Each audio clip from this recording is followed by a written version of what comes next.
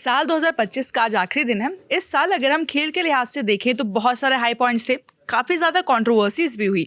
चाहे वो India Pakistan Asia cup की कंट्रोवर्सी हो, चाहे वो बीच आईपीएल में मैच रुक जाना हो, बहुत कुछ हुआ।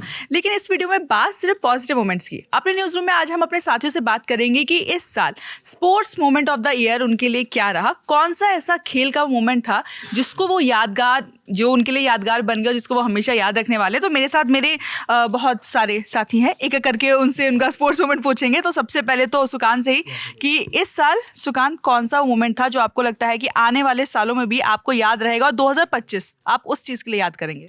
मुझे वो सबसे आइकॉनिक मोमेंट लगता है मोहम्मद सिराज का वो स्पेल जो द ओवल में उन्होंने लास्ट टेस्ट जो इंग्लैंड से था, वो जो स्पेल थी मोहम्मद सिराज की, वो मैं नहीं भूल पाऊंगा। क्योंकि 2025 में आप देखो सीरीज हम ऑलरेडी पीछे चल रहे थे, एकदम चौथे दिन भी हम लोग आ गए थे रिदम में, उन्होंने लगभग सेट कर लिए थे बैटर्स, लेकिन उसी समय बैड लाइट हो गई और फिर मैच रुक गया। लेकिन जब पाँचवें दिन जब सुबह शुरुआत हुई और अंतिम दिन था टेस्ट का और पूरे टूर का अंतिम दिन था, उस दिन जो उन्होंने बॉलिंग की है वो मेरे लिए पूरे साल के लिए सबसे बेस्ट आइकॉनिक मोमेंट था। और मोहम्मद सिराज की वो स्पेल मियाँ मैजिक चला था और वो मैं नहीं भूल पाऊंगा। मोहम्मद सिराज के लिए ये इंग्लैंड का दौर जिसके बारे में सुकांत बात करे थे बड़ा खास रहा भी था, क्योंकि सिर्फ गेंदबाजी से नहीं बल्कि बल्ले से भी इन्होंने पूरा जो टेस्ट में कहते हैं ना कि आप अपना पेशेंस दिखाते हैं, वो सब उन्होंने दिखाया था। हमारे साथ दीपक भी हैं। खैर दीपक के जो मोमेंट ऑफ द ईयर होगा उसके गवाह आप लोग भी रहे होंगे, क्योंकि जब जब विराट कोहली ने इस साल कुछ भी खास किया है स्पेशल अटेंशन दीपक पे रहा है। तो दीपक, वैसे तो हमको पता है कहीं ना कहीं विराट कोहली लिंक्ड ही होगा, लेकिन फिर भी आपके लिए इस साल का बेस्ट स्पोर्ट्स मोमेंट कौन सा था? मतलब वो सिर्फ मेरे लिए ही नहीं, जितने भी लोग विराट को पसंद करते हैं, उनकी मेहनत देखते हैं, उन सबके लिए होगा। As I predicted Virat Kohli 3 June 2025 जब आरसीबी ने वो ट्रॉफी उठाई 18 साल बाद। मेरे मरने के बाद मेरी राख भी वो लाइन बोल सकती है जो जतिन सप्रू ने कहा था कि चख लिया है आरसीबी का जीत का अमृत। आरसीबी की जीत सिर्फ उस उम्मीद को, प्रेम उम्मीद का अन्न होता है ना, वो अन्न था जिसमें हम देख रहे थे कि कब 18 साल बाद उन्होंने अपना प्राइम दिया, उन्होंने अपनी पूरी जवानी दी, सब कुछ दिया, और उसके बाद जाकर हमको जीत मिली थी। हेजलवुड का वो बॉल, शशांक का वो छक्का मारना, विराट कोहली का रोज आना, उसके बाद आपको जीवन से, उस जिंदगी से, उस मोमेंट पर कोई शिकायत नहीं बची थी। आप एक उस हमेशा उस अटकती हुई चीज को देखते हैं कि आप इस पर टिके रहें, मिलेगा, और वो मिला। हमको 18 साल लगे मिलने में, पर हमको मिला। तो आरसीबी की विक्ट्री से बड़ा इस पूरे साल में कोई और स्पोर्टिंग मोमेंट नहीं है। लेकिन मुझे लगता है कि आरसीबी की विक्ट्री यानी जीत का जश्न थोड़ा सा फीका भी हो गया था। उसके बाद जिस तरीके से पूरी कंट्रोवर्सी हुई, जो भगदड़ मची, सब कुछ ही, वो साल की आप कह सकते हैं खेल के लिहाज से खास तौर पे काफी बड़ी कंट्रोवर्सी थी। लेकिन बैड टू गुड न्यूज, जी बताइए। जस्ट टू एड दैट, उसमें आरसीबी मैनेजमेंट और खिलाड़ियों को भी अगर ये बात पता थी, जो कि बहुत ही खराब करके क्या अंदर नहीं पता चला था, वो बिल्कुल दोषारोपण है। पर मैं 3 और 4 जून के दोनों इवेंट अलग अलग करके बात कर रहा था फॉर द सेक ऑफ। हम वैसे भी पॉजिटिव मोमेंट्स कर में यहाँ पे बात करें, वो मोमेंट्स जिनके लिए आप 2025 को याद रखेंगे कि क्या ऐसा खास हुआ था। हमारे साथ अनुभव है, अनुभव से भी थोड़ा सा जानते हैं कि इस साल बहुत सारे स्पोर्ट्स में खास मोमेंट रहेगा। इंडिया के लिहाज से देखें तो और भी ज्यादा। आपके लिए बेस्ट मोमेंट क्या था जिसके लिए आपको लगता है कि आने वाले सालों में भी आप याद करेंगे कि 2025 में वो इवेंट हुआ था? एक ना, जैसे अभी कोहली के बारे में बोल रहे थे, तो जब ना अभी सिडनी में थे, है ना, जब सिडनी में आखिरी मैच था, आखिरी वनडे मैच था, तो जो रोको ने बीसीसीआई के जो कुछ अधिकारी हैं उनके गालों पे जो तमाचा मारा अपने आप नाम ले सकते हैं, क्योंकि हर बार जब हम लोग नाम नहीं लेते आप बड़े गंभीर मुद्रा में आकर के नाम बता देते हैं, तो आप चाहे तो इस बार भी ऐसा कुछ कर सकते हैं। क्या आपको नहीं, ठीक है, वो जिसका जो भी हो, नहीं सिर्फ गंभीर ही नहीं है उसमें, गौतम गंभीर की ये बात करें, सिर्फ गौतम गंभीर ही नहीं है उसमें, बहुत सारे पदाधिकारी होंगे जिनको हम जानते भी नहीं हैं। अजीत अगरकर और गौतम गंभीर चूँकि सामने रहते हैं इसलिए हम उनका नाम लेते हैं, और भी बहुत सारे लोग होंगे। तो वो जो तमाचा था ना, वो मुझे हमेशा याद रहेगा। और उसके बाद वो एक तमाचा मारा तो फिर इन लोगों ने दूसरा गाल आगे किया, तो फिर इंडिया में आगे दूसरा तमाचा भी पड़ा इन लोगों को। तो वो मेरे लिए बेस्ट मोमेंट था अब तक का 2025 का।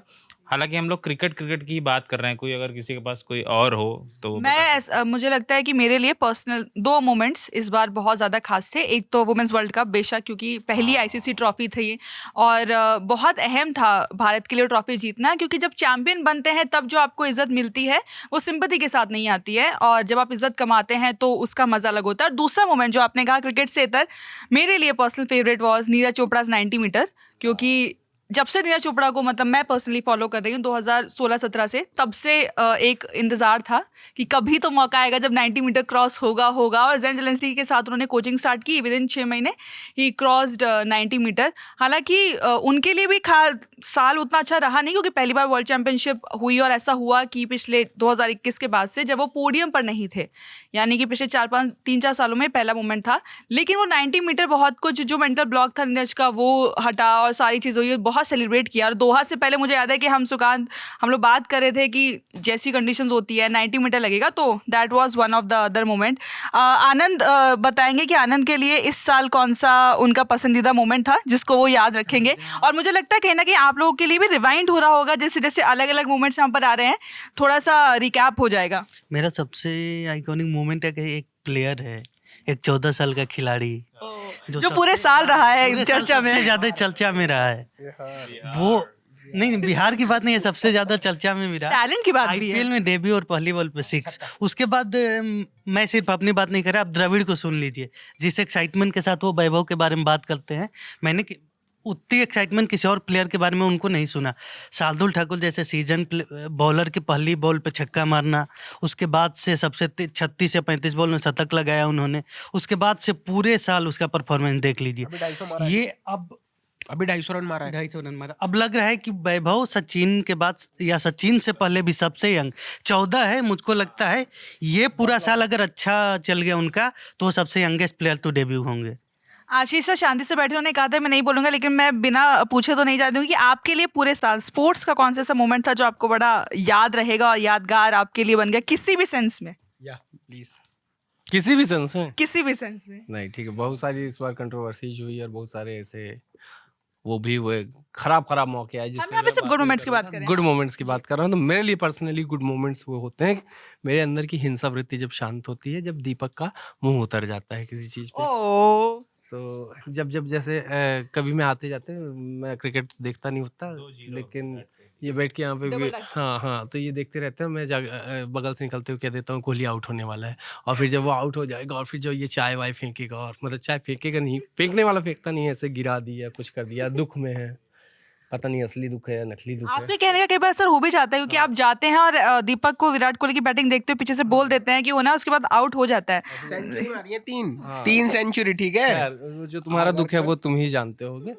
तो फिर मैं इसको ये भी कह देता हूँ, नकली विराट कोहली फैन भी कह देता हूँ। तो फिर इसके बाद जो इसकी शक्ल बनती है वो सब देख के मतलब अंदर क्या कहते हैं, सैडिस्ट प्लेजर मुझे जो मिलता है, मेरा सुख तो वो है। बाकी आंकड़े वाकड़े और ये सब तो मैं भूल गया क्या कैसा है, याददाश्त खराब हो गई है मेरी। नहीं, अगर आपको विराट कोहली के आंकड़े याद करने हैं या अच्छे बुरे जैसे भी हैं, we have the encyclopedia, the Wikipedia of Virat Kohli's career, that is Deepak. इसी से मेरा सुख जुड़ा है, तो मैं इसी की टांग खींच के मैं खुश हो लेता हूँ। तो जितनी बार ये निराश हुआ है या जितनी बार इसका ऐसे निगेटिव इमोशंस निराशा में आए एक हैं, व्यक्ति बैठ गया था, व्यक्ति को भी ये जानते थे। हताशा से एक व्यक्ति बैठ गया था, निराशा से एक व्यक्ति बैठ गया था, मैंने बड़ा एंजॉय किया था। तो मतलब यहाँ पर लोगों के अच्छे मोमेंट स्पोर्ट्स कहीं ना कहीं है, भले ही रीजन जो भी हो, जैसा भी हो, कोई भी हो, बहुत अलग रीजन। जी बिल्कुल। जो मैक्सन कार्लसन को 2 बार हराया भारतीय यूथ प्लेयर्स ने, नए खिलाड़ियों ने, एक गुकेश ने, एक अर्जुन एरिगेसी ने। तो फिर से वो लीगेसी जो भी सुनाथन आनंद की है वो फिर से हम रीगेन करें एक बार चेस में। तो ये भी एक अच्छी खबर है। मैग्नस कार्लसन के लिए वैसे भी ये साल बड़ा ऐसा रहा, क्योंकि 2 बार जैसे इन्होंने बताया, पहली बार गुकेश के सामने जब उन्होंने वो हाथ मारा था क्लासिकल फॉर्मेट में, वो पहली हार थी मैग्नस की वर्सेस गुकेश, और इस वजह से इतना फ्रस्ट्रेशन था। और अभी अर्जुन को के अगेंस्ट भी उनको हार मिली, तो वही फ्रस्ट्रेशन देखने को मिला।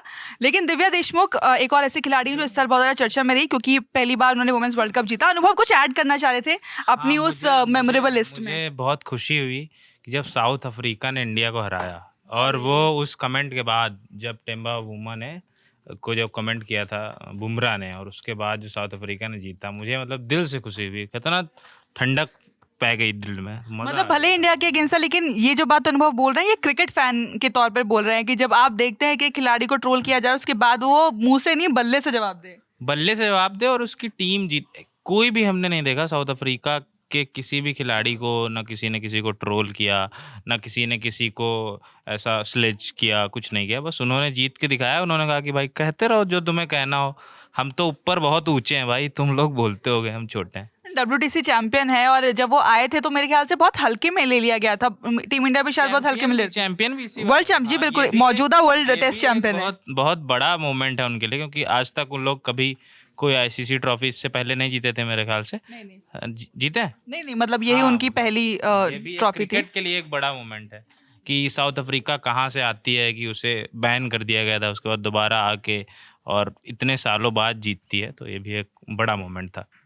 तो आपने हमारे साथियों से सुना इस बार खेल के लिहाज से बहुत खास ये साल रहा, बहुत अचीवमेंट्स हमने देखने को मिले, चाहे वो नीरज चोपड़ा का अचीवमेंट हो, दिव्या देशमुख का अचीवमेंट हो, वुमेन्स क्रिकेट टीम का अचीवमेंट हो, और कुछ अचीवमेंट्स अगर हम भूल गए हैं तो आप बिल्कुल कमेंट सेक्शन में हमको याद दिला सकते हैं, हमको बता सकते हैं। हम इन सभी मोमेंट्स को सेलिब्रेट करते हैं हर साल, आपको लगातार ऐसी कहानियाँ, ऐसी अपडेट्स, ऐसी खबरें पहुँचाते हैं जिसको सुनकर देखकर आपको गर्व हो कि आप भारत से हैं और भारत के खिलाड़ियों ने इतना कुछ अचीव किया है। इस साल के लिए मूवमेंट्स में इतना ही, लेकिन आप देखते रहिए ललन टॉप। तो लीजिए हम फिर से बिहार आ रहे हैं। पटना में होगा ललन टॉप अड्डा। बहुत सारे सितारों के साथ दिल खोलकर बातें होंगी, परफॉर्मेंस होंगी और 100% शुद्ध आनंद होगा। 10 जनवरी को पहुंचिए बापू सभागार पटना। फ्री रजिस्ट्रेशन के लिए क्लिक कीजिए thelalantop.com वेबसाइट पर दिए हुए बैनर पर और पहुंचिए पटना के सबसे जबरदस्त अड्डे में आ जाइए।